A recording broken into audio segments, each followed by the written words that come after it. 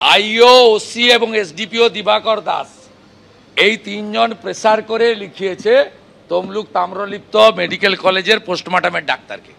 এ কথাটা আমি আজকে 2 মাস ধরে কন্টিনিউয়াস বলে আসছি। একটা অপঘাতে মৃত্যুকে হত্যা বলে চালাচ্ছি, রাজনীতি করছি, আজকে এটা প্রমাণ হয়ে গেল। বিরোধী দলনেতা যেই থাকুক না কেন এই পোস্টটার গুরুত্ব রয়েছে।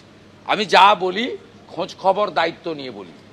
আমি দাবি করব কোর্ট মনিটরিং সেন্ট্রাল এজেন্সিকে দেওয়া দরকার এবং তাম্রলিপ্ত মেডিকেল কলেজের যে ডাক্তার পোস্টমর্টম করেছে, ভুল করেছে, তাকে কাস্টডিতে নিয়ে পুলিশের কারকার আর তৃণমূলের কারকার চাপে মার্ডারকে অ্যাক্সিডেন্ট বলে লিখেছেন তার সামনে আসা দরকার।